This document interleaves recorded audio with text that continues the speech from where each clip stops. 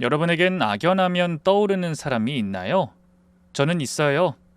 그 사람 때문에 참 많이도 울었고 손목에 수갑도 차봤고 하마터면 인생이 나락으로 떨어질 뻔했죠. 저는 나름 어떻게든 그 사람과 얽히고 설킨 악연을 풀어보려 했는데 손뼉도 마주쳐야 소리가 난다고 상대에게 그럴 의지가 없으면 아무 소용없더라고요. 오늘은 그 악연에 대한 이야기를 좀 해볼까 하는데요. 마지막에 속 시원한 사이다가 준비되어 있으니 끝까지 들어주세요. 그럼 시작해 보겠습니다. 사실 어린 시절 제 가정 환경은 좀 남다른 편이었어요. 아버지가 없었거든요. 태어날 때부터 없었기 때문에 처음엔 그게 이상하다는 것도 몰랐는데요. 6살쯤 됐을 무렵 문득 깨닫게 됐죠. 동네에서 함께 뛰어노는 친구들에겐 다 있는 아빠란 존재가 저만 없다는 걸 말이죠. 그날 집으로 달려가 엄마의 치맛자락을 붙잡고 물어봤어요. 엄마, 왜 나는 아빠가 없어? 그때 엄마의 반응이 어땠는진 너무 어렸기 때문에 잘 기억나지 않는데요. 당혹스러워하기보다는 드디어 올 것이 왔다는 듯한 반응이었던 것 같아요. 무릎을 굽혀 저와 눈을 맞추고는 애써 태어난 척 입을 여셨죠. 어? 갑자기 그게 무슨 소리야, 옥년아? 아니, 정수도 아빠가 있고 순이도 아빠가 있는데 나만 없잖아. 우리 아빠는 어디 갔어? 왜 우리랑 같이 안 살아? 그게 아빠는 지금 외국에 있어. 돈 벌러 가셨거든. 외국 어디? 아주 먼 외국이야. 말해도 넌 잘 몰라. 그럼 언제 오는데? 글쎄, 한 백밤쯤 자고? 이후 저는 아빠가 먼 외국에서 돌아오길 손꼽아 기다렸어요. 하지만 엄마는 아빠가 집에 온다는 날짜를 자꾸만 바꿔 말했고요. 급기야 제가 초등학교 들어갈 무렵엔 그러셨죠. 아빠는 하늘나라에 있다고요. 하늘나라? 그럼 아빠가 죽었단 말이야? 옥년이 너 이웃집 순이네 할머니 하늘나라 가신 거 알지? 그것처럼 아빠도 일찍 가셨어. 그래서 나중에 옥년이가 호호 할머니가 돼서 하늘나라 가면 볼 수 있을 거야. 그동안은 네가 슬퍼할까봐 말 못했어.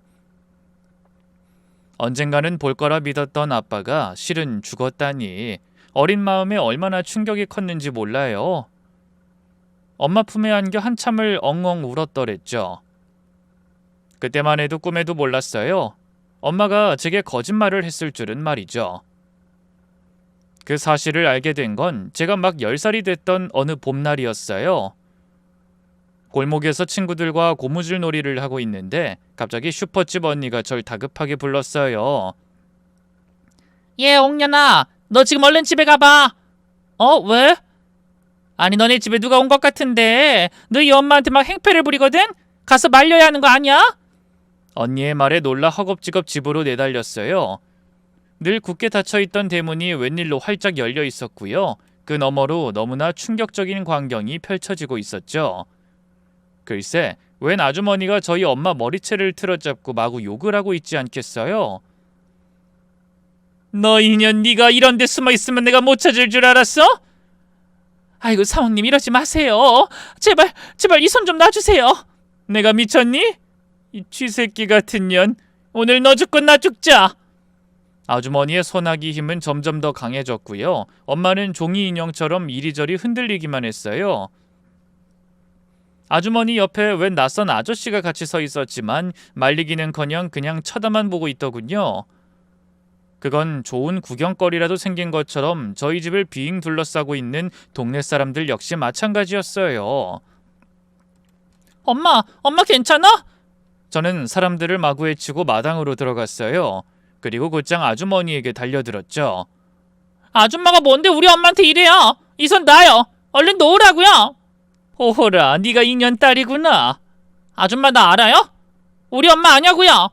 그럼 알다마다 내 남편하고 붙어먹은 환학년이랑 그 딸년 아냐?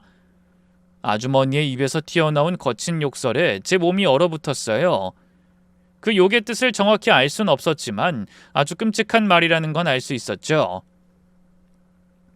아주머니가 그 말을 내뱉은 순간 엄마는 물론이고 동네 사람들까지 숨을 들이켰으니까요.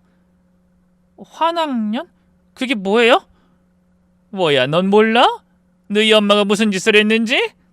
아줌마가 기가 막히다는 듯 헛웃음을 흘리자 엄마가 갑자기 다급하게 무릎을 꿇었어요. 그리고는 머리를 땅에 쳐박고 아주머니를 향해 미친 듯이 빌기 시작했죠.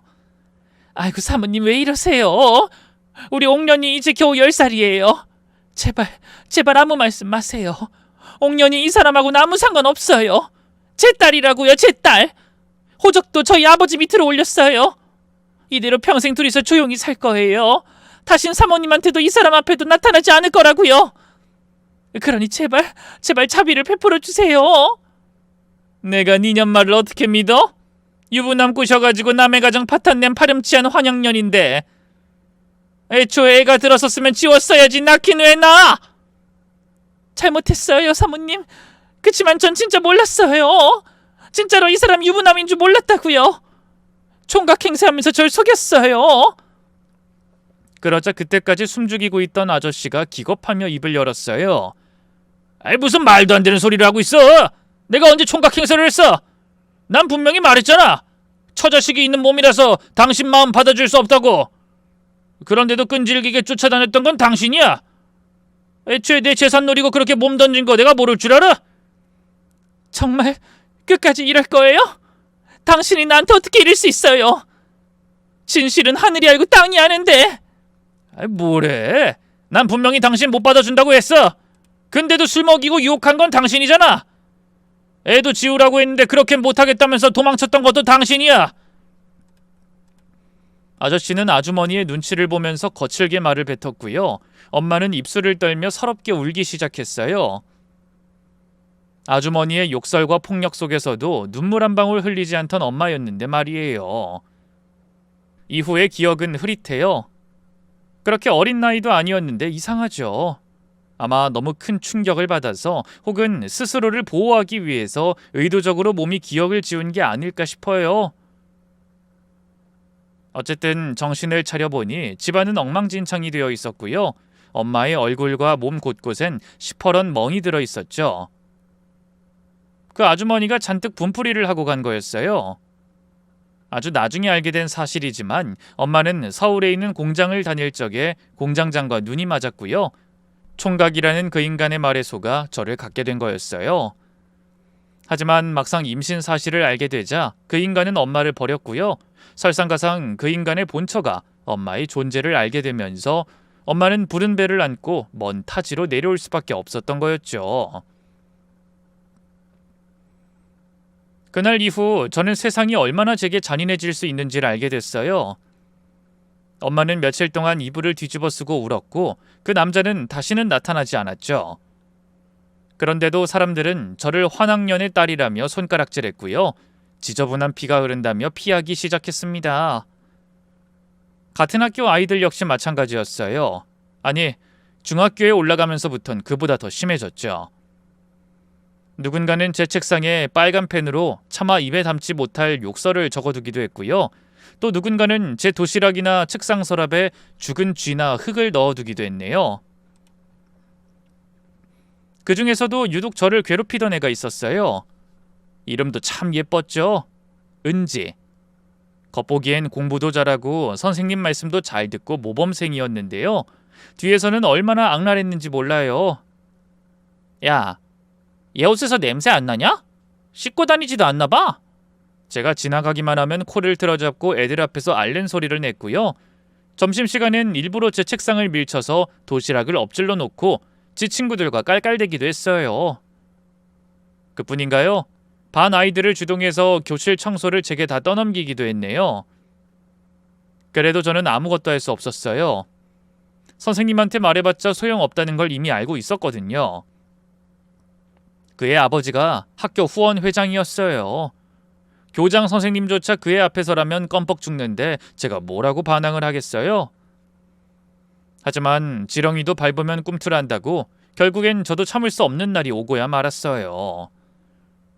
그날도 그 애는 점심시간이 되자마자 제 책상 앞으로 달려왔고요. 보란듯이 제 도시락통에 상한 우유를 들이부었어요. 김옥년, 너 우유 좋아하지? 내가 특별히 줄 테니까 많이 먹어라. 왜 이래? 하지 마. 내가 뭘? 너 우유 좋아한다고 해서 내 거 양보해주는 건데. 너네 집은 돈 없어서 이런 우유도 못 사 먹을 거 아니야? 아, 아닌가? 너희 엄마가 또 남자한테 꼬리쳐서 돈 벌고 있니? 그 마지막 말에 마지막 남아있던 한 가닥 이성의 끈, 아니 자존심의 끈이 끊어져 버렸어요. 저는 몰라도 저희 엄마를 모욕하는 건 참을 수 없었죠. 너 입 조심해. 우리 엄마 그런 사람 아니니까. 아니긴 뭐가 아니야. 유부남이랑 붙어먹어서 너 낳고 남의 가정 파탄냈다는 거 다 아는데 또 그러지 말란 법 있어? 아니라고 했잖아. 우리 엄마는 아무것도 몰랐다고. 하, 뭐래? 그 말을 누가 믿니? 그리고 너도 걸핏하면 우리 반 남자애들한테 꼬리치잖아. 역시 피는 못 속인다니까. 그러면서 그 애가 우리 반 반장을 힐깃거렸어요. 그제야 저는 그 애가 왜 그렇게 저를 괴롭혔는지 알 수 있었죠. 우리 반에서, 아니 학교에서 유일하게 제게 욕을 하거나 따돌리지 않던 건 반장뿐이었는데요. 그 애가 반장을 좋아하고 있었던 거예요. 그래서 저를 질투한 거였죠. 고작 그런 이유로 나를 괴롭히고 우리 엄마를 더러운 여자로 몰고 가다니 저는 참을 수가 없었어요. 저는 짐승처럼 비명을 지르며 그 애에게 달려들었고요. 머리채를 잡아당겨 그대로 바닥에 넘어뜨렸어요. 그리고는 마구 손을 휘둘러 뺨을 때리고 목을 핥혔죠. 왜 이래? 너 이거 나 안 나? 뭐 하는 거야? 다들 미친 애 좀 말려봐. 놀라서 벙쪄있던 반 아이들이 뒤늦게 끼어들었고요. 담임 선생님도 뒤늦게 상황을 전해 듣고 교무실에서 뛰어 올라왔어요. 이게 대체 무슨 일이야? 둘이 왜 싸우고 있어? 그러자 그 애가 표독스러운 표정을 싹 바꾸고 울기 시작했죠. 싸우다뇨 선생님. 전 억울해요. 옥년이가 먼저 저한테 달려든 거라고요. 전 아무 짓도 안 했는데. 다 거짓말이에요. 성은지 얘가 먼저. 저는 차마 아무 말도 할 수가 없었어요. 하지만 선생님 역시 저희 집 사정을 훤히 알고 계셨기 때문에 아마 제가 어떤 놀림을 받았는지 대충은 짐작하셨겠죠. 그렇다고 달라지는 건 없었어요. 담임 선생님 역시 교장 선생님과 마찬가지로 그의 집에서 촌지를 받아먹어도 몇 번은 더 받아먹었으니까요. 선생님은 제 말은 듣지도 않고 아주 단호하게 말씀하셨어요. 뭐가 됐든 친구를 이렇게 때리는 게 말이 돼? 옥년이 넌 앞으로 한 달 동안 화장실 청소해. 다음에 또 이러면 그땐 퇴학시킬 거니까 그렇게 알고. 그때 그 비참한 감정이 아직도 해묵은 찌꺼기처럼 제 심장에 들러붙어 있어요. 그날 화장실에서 대걸레로 바닥을 문지르면서 킥킥거리며 조롱하듯 서있던 그 애와 그의 패거리들을 보면서 처음으로 사는 게 끔찍하다는 생각을 했던 것 같아요. 처음이자 마지막으로 봤던 아버지란 작자와 세상에 대한 분노, 엄마를 향한 안쓰러움과 원망, 모든 감정이 뒤섞여 마음이 뭉개지는 기분이었어요. 홀로 화장실 청소를 끝내고 돌아가던 길 복도에서 담임 선생님과 마주쳤는데요. 내심 찔렸는지 그분이 제 어깨를 두드리며 그러더군요. 화장실 청소는 그냥 이번 주까지만 해라. 그리고 다시는 은지랑 싸우지 말고. 걔가 무슨 말을 하든 네가 꾹 참았어야지. 너한텐 뒤를 봐줄 아버지가 없잖니. 그 말이 너무 서러워서 집으로 돌아오는 내내 울었어요. 나도 아버지가 있었다면 어땠을까? 적어도 오늘 같은 일은 없었겠지. 대체 내가 무슨 죄를 지었다고 하늘은 내게 이렇게 가혹하나? 그날 이후 저는 아예 학교에 가지 않았어요. 어디가 아픈 것도 아닌데 학교 갈 생각만 하면 숨이 턱 막히고 몸이 굳어버리더라고요. 엄마는 처음엔 그런 저를 혼내다가 며칠이 지나자 더는 아무 말도 하지 않으셨어요. 아마 엄마도 알았던 거겠죠. 제가 학교에서 무슨 일을 겪었는지.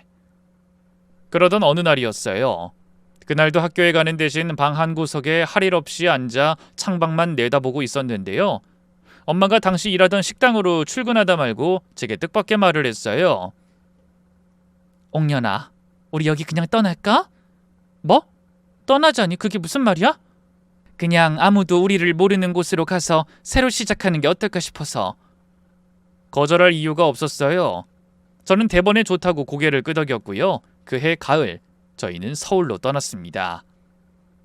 챙긴 짐이라곤 옷가지 몇 벌과 돈 몇 푼이 전부였죠. 원래 저희 모녀는 방 2개 딸린 작은 연립주택에서 살았는데요. 서울에 올라오니 저희가 가진 돈으로 그런 집을 구하는 건 택도 없었어요. 햇빛도 들지 않는 지하 단칸방도 간신히 구할 수 있었죠. 엄마는 생계를 책임지기 위해 바로 봉제 공장에서 일하기 시작했고요. 저는 집에서 밥하고 빨래하며 시간을 보냈어요. 엄마는 제가 다시 학교에 다니길 바랬지만 차마 용기가 나지 않았죠. 그래도 엄마 고향에서 살 때보단 훨씬 나았어요. 아무도 제 출신 배경을 모른다는 사실이 저를 숨쉬게 만들었죠. 저는 집 밖으로 잘 나가지도 않았는데요. 서울로 올라간 뒤로는 근처 시장으로 장도 보러 다니고 주말엔 엄마와 제법 멀리까지 나들이를 다녀오기도 했네요. 하지만 그렇게 짧은 평온을 누리던 것도 잠시. 언젠가부터 엄마가 갑자기 마른 기침을 하기 시작했어요. 처음엔 단순한 감기인 줄 알았죠. 하지만 기침은 쉽게 그치지 않았고요. 엄마는 조금만 걸어도 숨이 가빠온다며 자주 앉아 쉬곤 했어요. 불안한 마음에 괜찮다는 엄마를 억지로 끌고 병원에 갔는데요. 웬걸 폐렴이라 하더군요. 의사 선생님은 이미 상당히 진행된 상태이기 때문에 하루라도 빨리 병원에 입원할 필요가 있다고 하셨어요. 하지만 엄마는 돈이 없다는 이유로 병원에 입원하는 걸 거부하셨어요. 제발 쉬라는 제 말도 듣지 않고 매일같이 공장에 나가 일을 했죠. 그러다 결국엔 사달이 나고야 말았어요. 미싱을 돌리다 말고 피를 토하며 쓰러지고 만 거예요. 그제야 공장 사장님의 배려로 엄마는 병원에 입원할 수 있었지만 그땐 이미 모든 게 너무 늦어버린 상태였어요.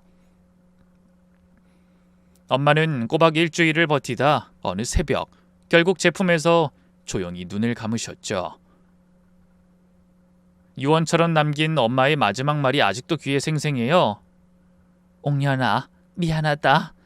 엄마가 너한테 해준 게 없어서. 다음 생엔 좋은 부모 만나서 꼭 행복해라. 엄마 가지마. 엄마까지 날 버리면 나 어떡해. 안 돼 엄마. 눈 떼라고. 저는 의식을 잃어가는 엄마를 붙잡고 마구 울부짖었어요. 지금 생각하면 왜 그랬을까 싶어요. 그냥 억지로라도 웃으면서 잘 가라고. 그동안 고생 많았다고. 난 그래도 엄마가 내 엄마라 행복했다고 말해줄 것에. 가는 사람 붙잡고 울기만 했으니 엄마는 눈을 감는 그 순간까지 얼마나 마음이 편치 않았겠어요. 어쨌든 저는 그렇게 17의 나이에 완전히 혼자가 됐어요. 슬플 겨를도 없이 한동안은 정신없이 살았어요. 낮엔 엄마 대신 공장에 나가서 미싱을 돌렸고요. 밤엔 김밥집에서 주방 설거지 일을 했어요. 당장 목구멍이 포도청인 상황이었으니까요. 엄마의 장례를 치른 이후 운 적은 단 한 번도 없었어요. 바보같이 그때의 저는 울면 지는 거라고 생각했거든요. 아무리 세상이 절 힘들게 해도 그저 이를 악문 채 버티고 또 버텼죠. 그래도 이 사람의 인생이란 게 그렇게 마냥 겨울일 수만은 있나요? 20살이 되어갈 무렵 저는 공장 이모의 소개로 주말마다 시내에 있는 찻집에서 아르바이트를 하게 됐어요. 미싱 돌리는 일이나 식당 설거지 일보다 훨씬 몸은 편한데 시급은 높은 편이었죠. 그곳에서 일하며 처음으로 텅 빈 통장에 조금씩 돈이 쌓이기 시작했는데요. 한편으로 뜻밖의 인연도 만나게 됐어요.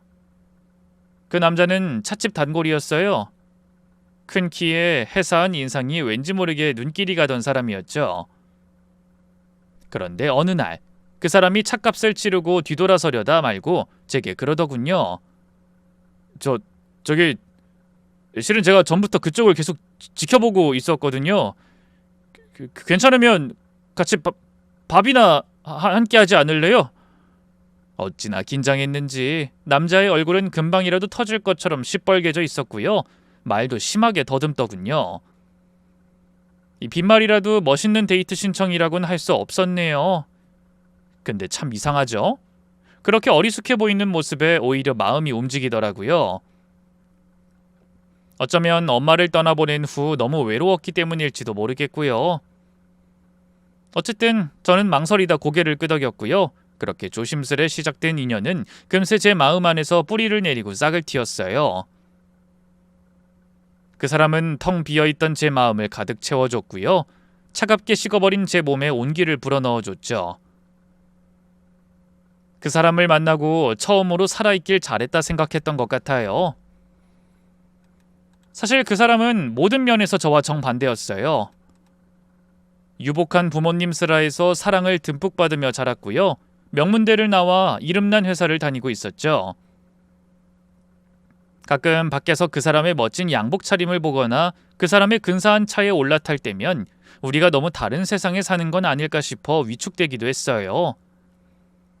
그래서일까요? 사귄 지 1년이 넘도록 저는 저희 엄마와 아버지에 대해 그 사람에게 사실대로 말하지 못했죠. 그냥 두 분 다 병으로 일찍 돌아가셨다고만 했네요. 하지만 그 사람이 제게 결혼하자고 청혼했을 때 저는 그 사람을 속일 수가 없었어요. 그래서 울면서 고백했죠. 나 당신한테 거짓말했어. 사실 우리 아버지 병으로 돌아가신 거 아니야. 죽었는지 살았는지도 몰라. 우리 아버진 한 번도 내게 아버지였던 적이 없거든. 저는 유부남이었던 아버지, 환학년이라며 손가락질 받던 엄마, 그리고 그 딸이라는 죄로 함께 돌을 맞아야 했던 제 수치스러운 기억까지 모조리 다 꺼내놨어요. 그리고 마지막으로 덧붙였죠. 지금까지 속여서 미안해. 당신이 헤어지자고 해도 받아들일게. 그렇게 센 척은 했지만 온몸은 이미 사시나무 떨듯 떨고 있었어요. 그런 저를 말없이 바라보던 그 사람이 문득 팔을 뻗어 저를 끌어안더군요. 내가 왜 헤어지자고 해? 바보같이. 그게 뭐라고 지금까지 혼자 끙끙 앓았어. 난 오히려 당신이 존경스러워. 지금껏 혼자서 꿋꿋하게 열심히 살아온 거잖아. 그 사람의 말에 막힌 둑이 터지듯 눈물이 쏟아졌어요. 저는 아이처럼 서러운 숨을 삼키며 울고 또 울었고요. 그 사람은 그런 저를 말없이 달래줬죠. 이후 저희 사이는 더욱더 단단해졌고요. 저는 망설이다 그의 청혼을 받아들였어요. 물론 결혼까지 가는 길은 쉽지 않았어요. 그의 부모님은 처음엔 저를 극구 반대하셨어요. 물론 제 가정 환경에 대해 속속들이 말하진 않았는데요. 그게 아니더라도 가방끈 짧고 공장에서 일하던 저를 좋게 보실 리가 만무했죠. 하지만 그는 부모님의 반대를 무릅쓰고 저와 같이 살기 시작했고요. 그 이듬해 제가 그 사람의 딸아이를 낳자 결국 시부모님도 저를 허락하셨어요.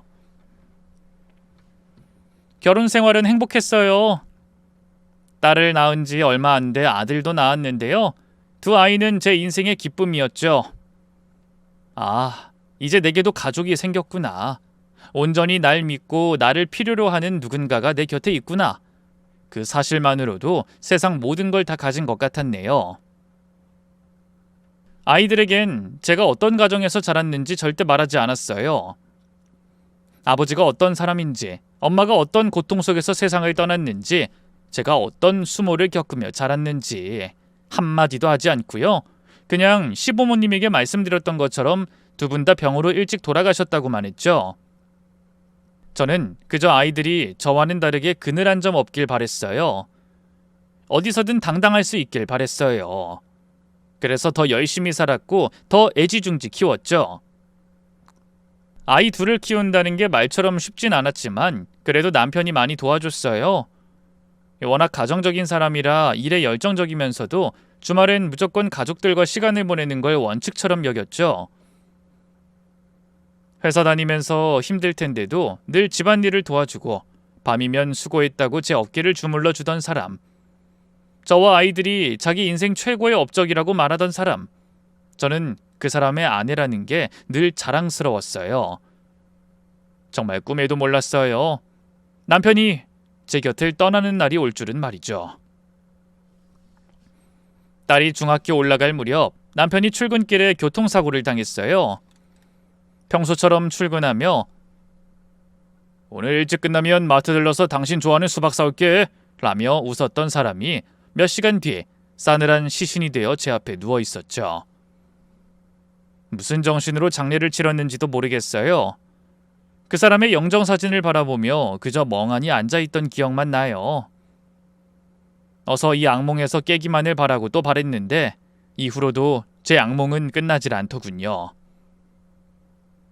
그 사람의 채취가 묻어있는 집안, 주말마다 함께 장을 보던 마트, 나란히 걷던 산책길, 어딜 가든 남편의 흔적뿐이었어요. 집 안에서도 집 밖에서도 너무 고통스러워 숨을 쉴 수 없었죠. 맘 같아선 그 사람의 뒤를 따라가고 싶었는데요. 저는 그 사람의 아내이기도 했지만 두 아이의 엄마였어요. 저희 아이들을 생각해서라도 정신을 차려야 했죠. 그날도 소파에 앉아 멍하니 눈물만 흘리고 있는데 학교를 다녀온 딸아이가 죽을 끓여 억지로 제 입에 넣어주더군요. 엄마, 제발 이것 좀 먹어봐. 엄마 며칠째 아무것도 안 먹었잖아. 이따 엄마가 먹을게. 제가 고개를 가로저으며 몸을 뒤로 물리자 문득 딸아이가 버럭 소리를 질렀어요. 그렇게 말하고 먹은 적 한 번도 없잖아. 엄마까지 죽으면 난 못 살아. 나랑 영철이 생각해서라도 살아야지. 엄마도 할머니 일찍 돌아가셔서 너무 슬펐다며. 평생 천의 고아같이 외로웠다며. 나랑 영철이도 그렇게 만들 셈이야? 눈물 섞인 딸의 마지막 말에 정신이 번쩍 들었어요.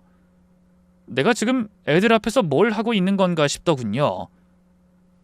절대 두 아이만큼은 저처럼 외롭고 힘들게 크게 하고 싶지 않았어요.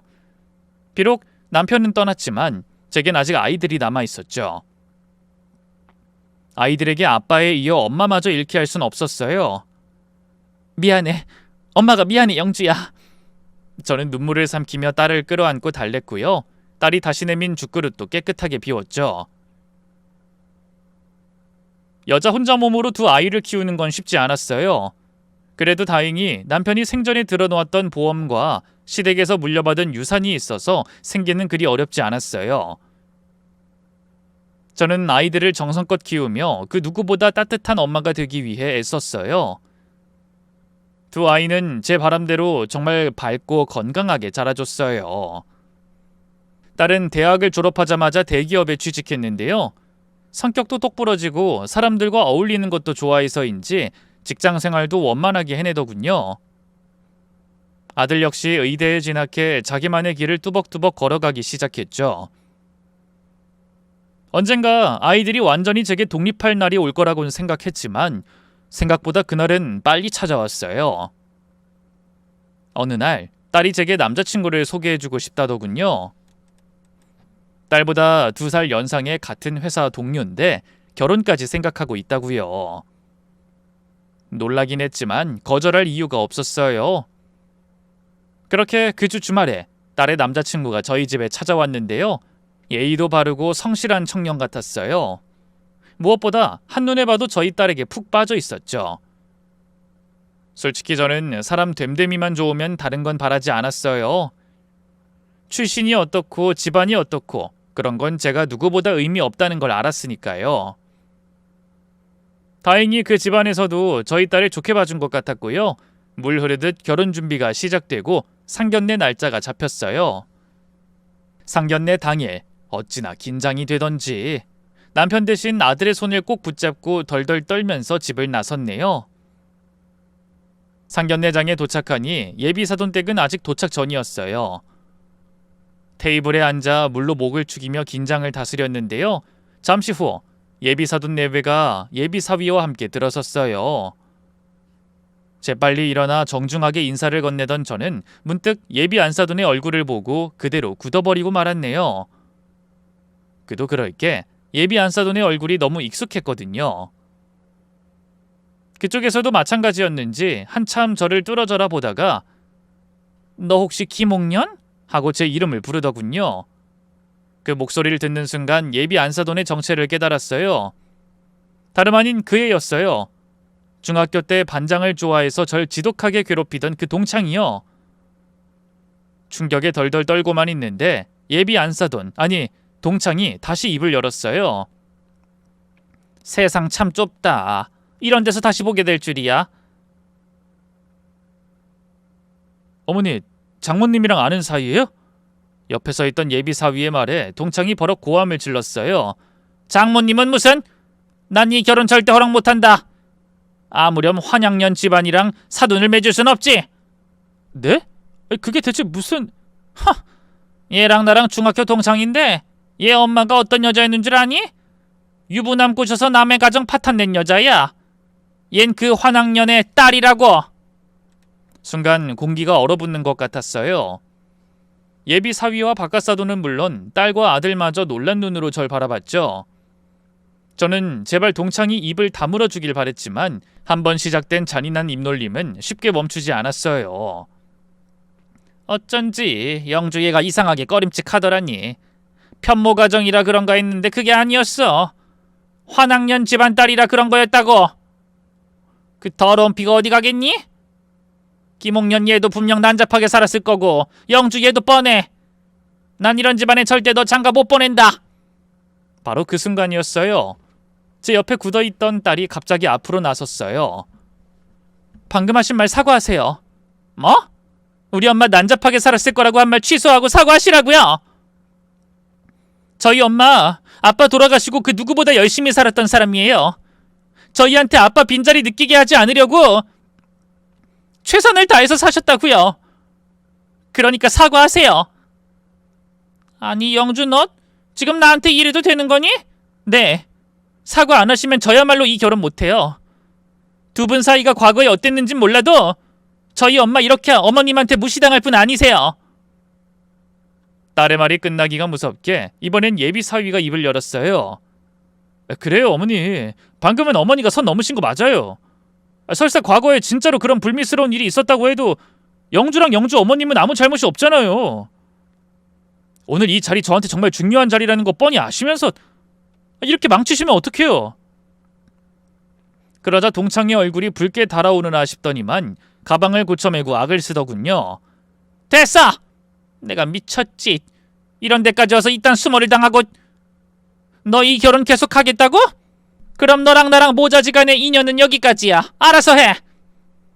동창은 그 말만 남긴 채 씩씩대며 나가버렸고요. 남겨진 예비 바깥사돈이 민망한 얼굴로 저희를 힐끔 보더군요. 저 오늘은 죄송하게 됐습니다. 나중에 따로 다시 자리를 마련하든가 하죠. 결국 그 자리는 그렇게 엉망진창으로 파투가 나버렸어요.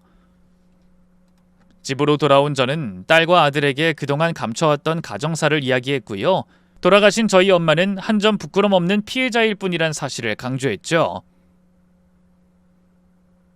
그래도 너희한테 미리 말을 못한 건 미안하다. 설마 은지 걔를 여기서 다시 만날 줄은. 됐어. 엄마가 미안할 게 뭐 있어. 그래도 이 결혼 엎어지기라도 하면 난 오히려 내가 엎을까 생각 중이야. 엄마랑 우리 집안을 그런 식으로 모욕했는데 남자친구랑 아버님이 계속 사과한 것만 아니었어도 진작에 엎었을 거라고. 딸은 그렇게 말했지만 저는 여전히 마음이 불편했어요. 딸과 예비 사위가 서로 얼마나 죽고 못 사는지 알았으니까요. 그렇게 며칠쯤 지났을까요? 여느 날처럼 시장에서 장을 보고 돌아오던 길이었어요. 집 앞에 다 와갈 무렵 낯선 번호로 전화가 걸려오더군요. 스팸인가 싶어 무시하려다 이상한 예감이 들어 받았는데 뜻밖의 목소리가 들려왔어요. 여보세요? 김옥년 맞지? 네, 다름 아닌 동창이었어요. 저도 모르게 긴장해 낮은 목소리로 물었죠. 무슨 일이야? 내 번호는 또 어떻게 알았고? 우리 아들한테 물어봤지. 저기 그게 생각해보니까 내가 좀 너무했다 싶어서. 뜻밖의 말에 제 눈이 휘둥그레졌어요. 설마 동창이 이렇게 순순히 굽히고 나올 줄은 꿈에도 몰랐거든요. 어쨌든 애들 앞에서 내가 그렇게까지 말할 필요는 없었는데 그날은 내가 좀 흥분한 것 같아. 너도 알겠지만 우리 아들이 영주를 참 좋아해. 애들 생각해서라도 만나서 다시 얘기 좀 할래? 이번 주말에 우리 집에 영주랑 같이 와.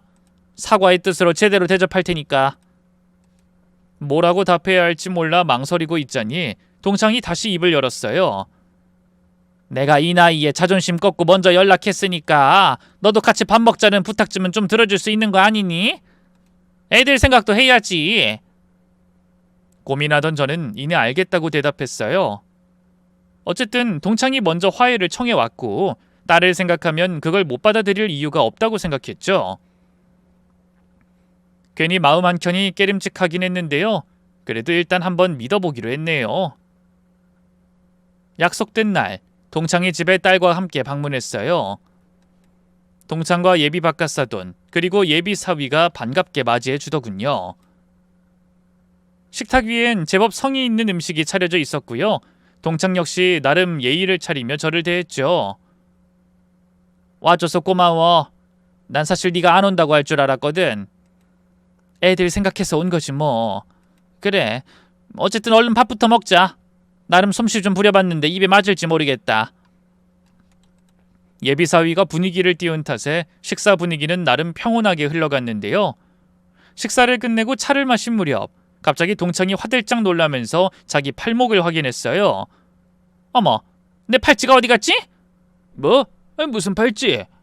당신이 작년 결혼기념일에 사준 다이아 팔찌 있잖아. 그거 엄청 비싼 건데? 보석하면 있겠지. 아니야, 아까까지만 해도 나 차고 있는 거 봤잖아. 화장실에 두고 왔나? 그때까지만 해도 별 생각 없이 동창과 예비 바깥사돈의 대화를 듣고 있었는데요. 갑자기 동창이 싸늘한 눈빛으로 절 바라보더군요. 저기 혹시 옥년이 너 내 팔찌 못 봤니? 갑자기 화살이 제게 날아와 얼마나 황당했는지 몰라요. 못 봤지? 그걸 왜 나한테 물어? 아니 혹시나 하고. 난 진짜로 못 봤어.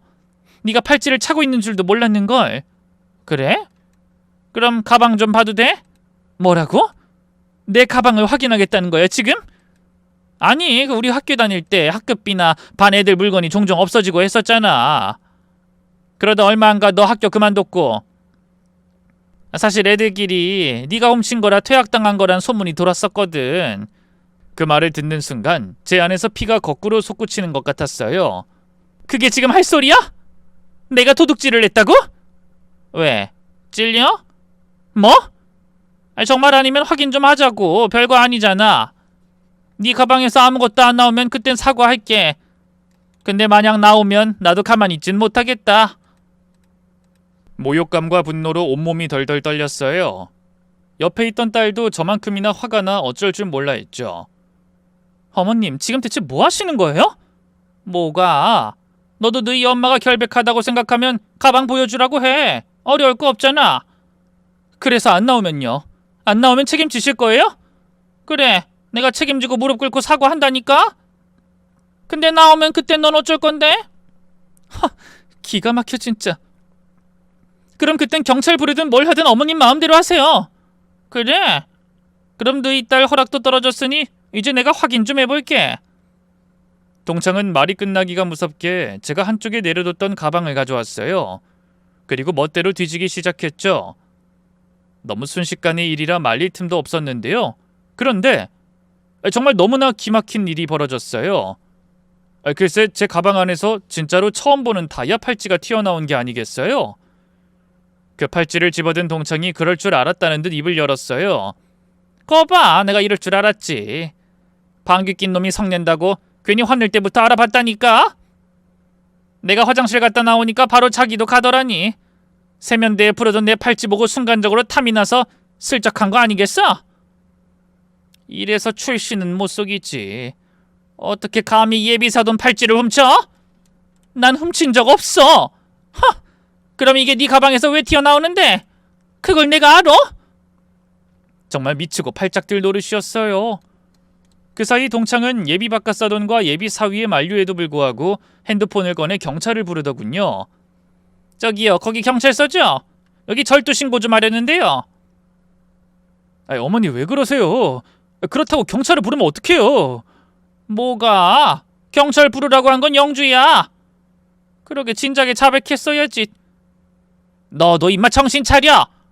이런 환양질에 도둑질을 일삼는 집안으로 정말 장가들 거니? 어머니, 그냥 실수로 딸려 들어간 거겠죠. 도둑질이라뇨. 그게 말이 되니?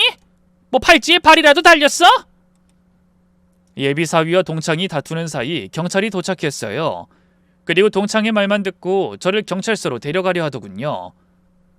제가 반항하자 급기야 덜컥 제 손목에 수갑까지 채우더라고요. 뭐 하는 거예요 지금? 이거 안 풀어요?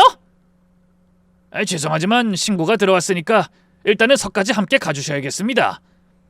글쎄 전 억울하다니까요. 전 안 훔쳤어요. 그러니까 일단 경찰서 가서 다 얘기하시라고요. 그렇게 경찰이 저를 억지로 데리고 나가려던 순간이었어요. 경찰과 제가 몸싸움을 하는 사이 어딘가로 사라졌던 딸이 다시 나타나 현관문 앞을 가로막더군요.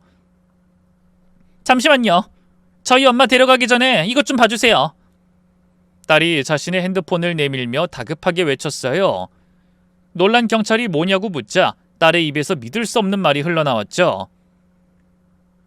실은 제가 오늘 여기 오기 전에 미니 홈캠을 하나 사왔어요. 오늘 식사 자리 처음부터 뭔가 이상했거든요. 어머님 성격에 먼저 굽히고 들어올 리가 없으니까. 아니나 다를까 계속 저희 엄마 가방을 기웃거리더라고요. 그래서 뭔가 꺼림칙해서 화분 사이에 안 보이게 홈캠을 놔뒀어요. 영상을 핸드폰으로 다운받아서 확인해야 돼가지고 시간이 좀 걸렸는데, 자 보세요.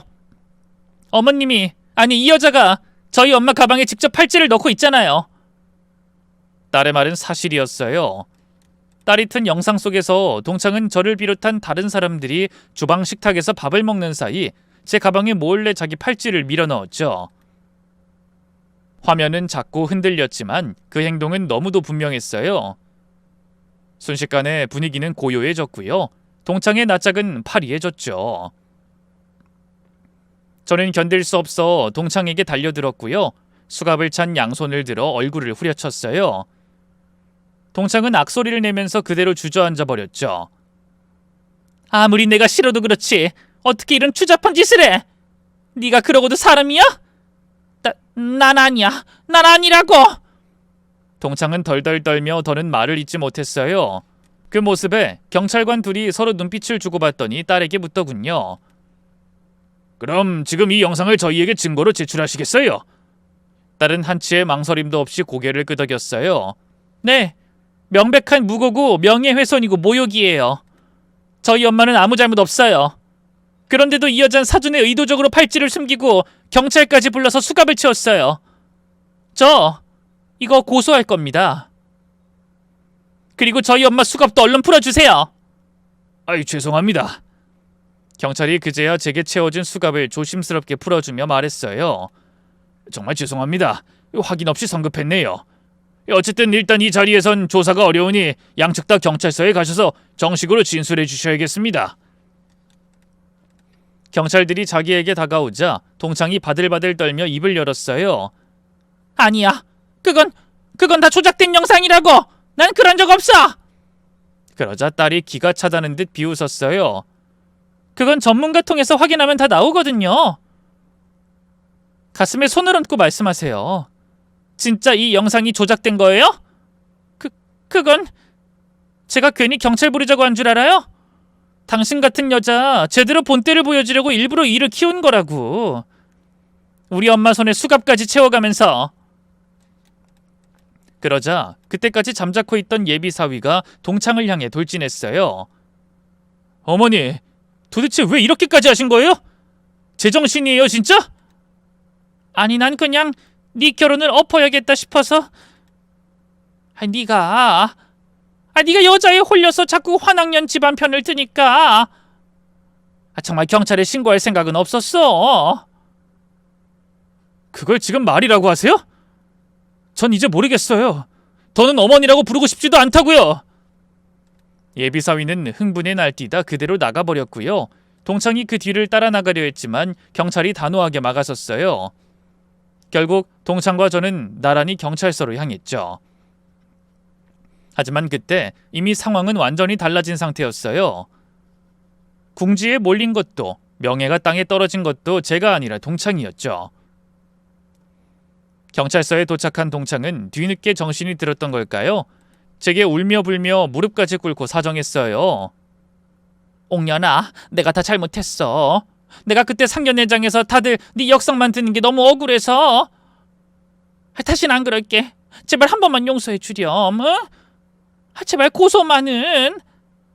우리 앞으로 한 가족 될 사이잖니. 제발 이번 한 번만 그냥 덮고 넘어가줘. 말도 안 되는 소리였어요. 상견례 자리에서 이미 제 과거를 들춰낸 것도 모자라 도둑으로까지 몰아간 인간인데 만약에 가족이 된다면 저는 물론이고 제 딸에게까지 또 무슨 짓을 할 줄 알고요? 무엇보다 제 딸이 절 지키기 위해 용기를 냈는데 제가 그걸 외면할 순 없잖아요. 웃기지 마. 난 너 예정대로 고소할 거니까. 그리고 한가족? 설사 우리 딸이 네 아들이랑 결혼한다고 해도 조건 하나 붙일 거야. 너랑 연을 끊을 것. 그거 아니면 나 절대 이 결혼 허락 못해. 너같이 천박한 년하고 어떻게 한가족이 되겠니? 동창은 입술을 살이 물며 아무 말도 못했고요. 저는 변호사를 선임해 동창을 모욕죄, 명예훼손죄, 무고죄 등으로 고소했어요. 변호사는 하나같이 명확한 증거가 있다며 단호한 태도로 법적 절차를 밟아줬고요. 경찰서에 제출한 영상은 재생할 때마다 모든 사람들의 얼굴을 굳게 만들었어요. 동창이 아기에 가득 찬 얼굴로 가방 속에 팔찌를 넣는 장면이 너무도 선명했거든요. 조사 내내 동창은 이게 실수였으니 순간 욱했으니 말 같지도 않은 소리를 늘어놨지만 경찰도 심지어 동창의 변호사조차 그 말을 믿지 않았죠. 지리한 재판 끝에 동창에겐 실형이 선고됐어요. 어마어마한 위자료는 덤이었죠. 그 사이 딸은 예비 사위와의 관계를 정리했어요. 재판 결과가 나오기 전 딸이 조용히 절 불러 그러더군요. 엄마, 나 이 결혼 안 할래. 그 사람이랑 헤어지기로 했어. 영주야, 너 아직 오서방 좋아하잖아. 응, 좋아해. 많이. 근데 그 사람보다 엄마가 더 소중해. 나한테 세상에서 제일 소중한 사람은 엄만데 그 여자를 어떻게 시어머니로 모시겠어. 그 사람은 자기가 연 끊고 나오겠다는데 천륜이라는 게 어디 그렇게 쉽게 끊어져? 그냥 이 결혼 안 하는 게 맞는 것 같아. 딸의 그 말에 저는 눈물이 왈칵 쏟아졌어요. 괜히 나 때문에 네 인생 망치게 한 건 아닌지. 엄마, 그깟 남자 하나 잃는다고 내 인생이 왜 망해. 그리고 그 사람이랑 내가 헤어지는 데는 엄마 탓 조금도 없어. 다 그 여자 탓이지. 그 사람도 엄마는 조금도 원망 안 해. 다시는 안 본다면서 치를 떨고 있다고. 그렇게 예비 사위와 딸은 헤어졌어요. 예비 사위는 딸에게 미련을 못 버리고 계속 매달렸지만 딸은 더 이상 만나주지 않았고요. 재판 결과가 나올 쯤에는 결국 예비 사위도 모든 걸 포기한 눈치였어요.